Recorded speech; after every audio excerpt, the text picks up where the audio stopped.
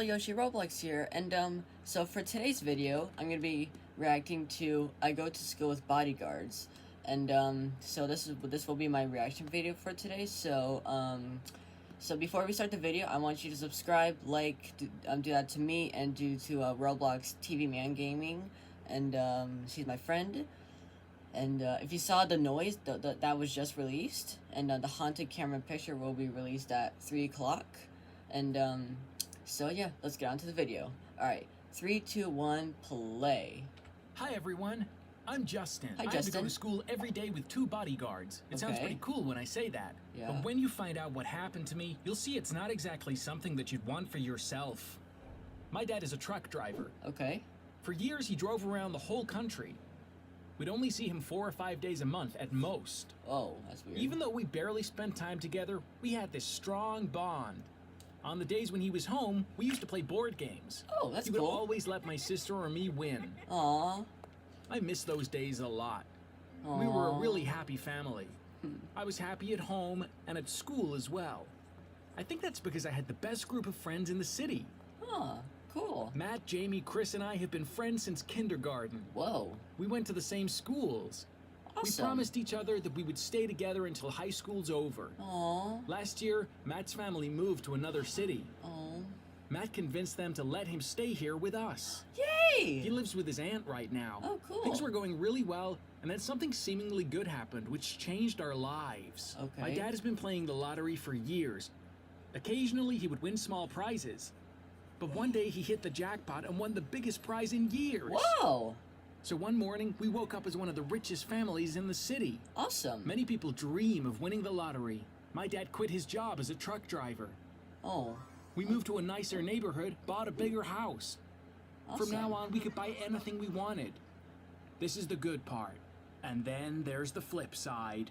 A lot of news outlets talked about my dad winning the jackpot. Awesome. Everyone knew the truck driver who got rich overnight. Relatives and friends who my parents hadn't seen in years started coming over. But why? To celebrate with us? Of course not. Some were straightforward, others less so, but they all wanted money. In the middle of all this ruckus, I was trying to go on with my ordinary but happy life. I didn't care about money, the new house, luxury cars, and all that stuff. Oh. My sister started going to a private school. Of course, I didn't change my school. My dad said, "Okay, but at least let my driver take you there." Okay. I said no. I wanted to take the bus like I used to. The bus stop was a 5-minute walk from the school. Whoa. One day, I got off at the stop and was walking to school while watching a video on That's YouTube. not bad. I felt like I hit something. I looked up and it was a guy. Just as I was about to apologize, he grabbed me and dragged me to an SUV that was parked nearby. Oh my gosh. I was so shocked I couldn't even scream. Just as he was trying to push me into the backseat of the SUV, we heard a siren. Whoever was in the driver's seat of the SUV was obviously a coward. He hit the gas and drove away without waiting for his friend. The other guy was stunned. After a moment of hesitation, he started running towards the SUV. Naturally, the police followed him. They caught the guy in no time. Cool. It turned out these guys were criminals. Oh. When they found out my dad had won the lottery, they decided to kidnap his son for ransom. Oh, They'd been jeez. following me for days. Finally, they decided to go for it. Thankfully, I was saved by a police car that was passing by. I was curious about how much money they would ask for me, but I could never find out. Naturally, my dad was very worried. And he was right. There could be other people out there who had the same idea. "You can't be going to school alone anymore. I'm gonna hire a security company. Oh, wow. They will drive you around," he said. What? I would be going to school with bodyguards? Dad, that's embarrassing, I was about to say. Justin, I don't want to hear about it. We don't have a choice, he said, and didn't let me protest. That same night, 2 people Well, came that's to our house to makes meet me. sense. They looked exactly like what you would imagine bodyguards to look like. Huh. They didn't take their sunglasses off, even inside the house. A guy named Alexander was in charge. "Mr. Justin, you need to comply with some rules for us to be able to do our job," he said. "What kind of rules?" I asked. "The first and most important rule is you can't go anywhere without us. The second Wow. rule is that you can only have one person with you at any time, at school or outside." Oh, that's not fair. I turned to my dad in shock. "What do you mean? Dad, and will my friends take turns to hang out with me?" I asked. My dad didn't respond. "Thank you, Alexander. We will do as you say. We're expecting you at 7 a.m. tomorrow." he said as they left. The following day was one of the most embarrassing days of my life. My dad called the school's administration and told them about the kidnapping, and they let the bodyguards into the school. The whole day, the 2 bodyguards were following me wherever I went. Oh my gosh. And of course, everyone was staring at us. The worst part was that they waited by the door while I was in the bathroom. I called my friends the night before and told them about the bodyguards. I told them that only one person would be allowed to come near me. Our first meeting the next morning was really upsetting. When I saw my friends, I forgot about the bodyguards and wanted to go to them. But Alexander stood between us and stopped me. After that, Chris came running to me alone. Jamie and Matt had to watch us from a distance. Whoa. This wasn't something that we were used to, but there was nothing we could do about it. We had to play along for some time. Nearly a month went by. I thought I'd eventually get used to it, but that did not happen. I was still very uncomfortable walking around with bodyguards. The worst thing was that my relationship with my friends suffered a lot more than I could imagine. Wow. We used to hang out at school, and then afterwards we'd go to an abandoned paint factory. Whoa. It had been empty for years. We called it the Gray Castle. We used to hang out there without anyone bothering us. Is that a tennis ball? But now we couldn't see each other at school nor at the Gray Castle. I was so sad to see Jamie, Chris, and Matt drifting away from me. They were my best friends. I had to do something quickly to fix my relationship with them.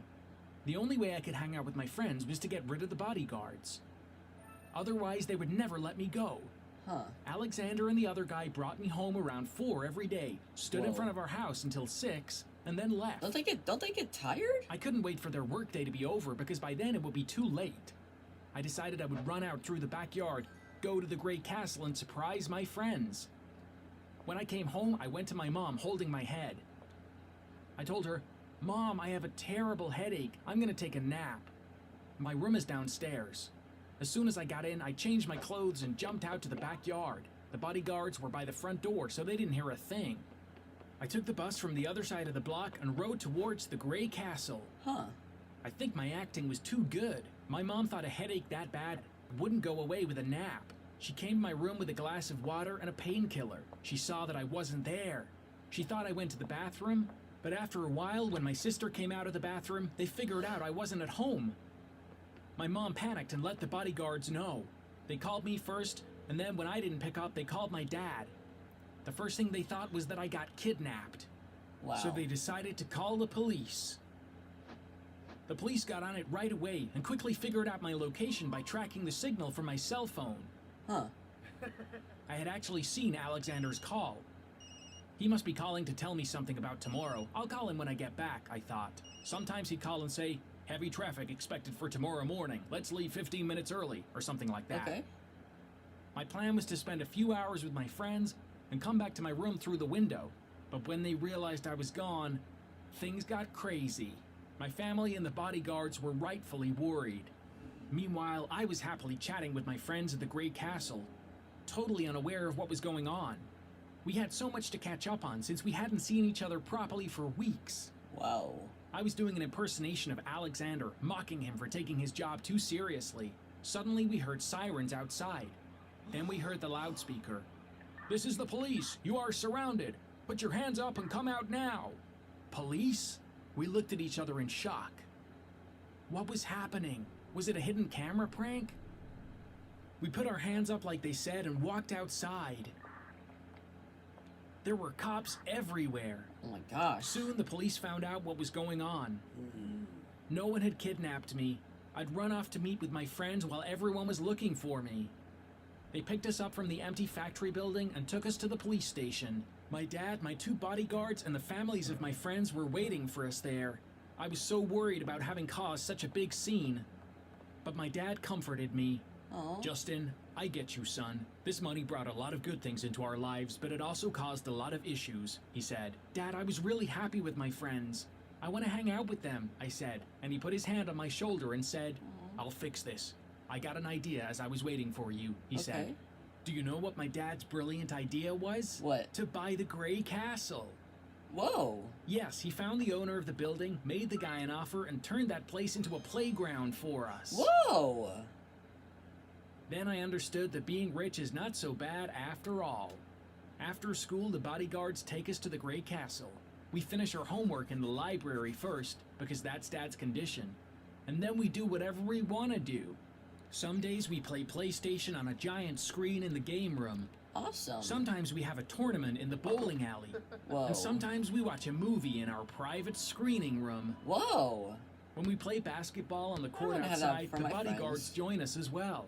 By the way, Awesome. I have to tell you that Alexander can really play. This is my story. I hope you liked it. Thank you for listening. If you like stories based on real-life events, you can subscribe to this channel now. Goodbye. Wow, that was a pretty good video. But the whole kid with the bodyguards, the kid with the blue shirt, he looked a lot like my friend Cash. He looked a lot like him. And so yeah. Alright, so thank you for watching this video. So please like, subscribe, click the notification bell, and so yeah. Alright, I'll see you guys later. Bye.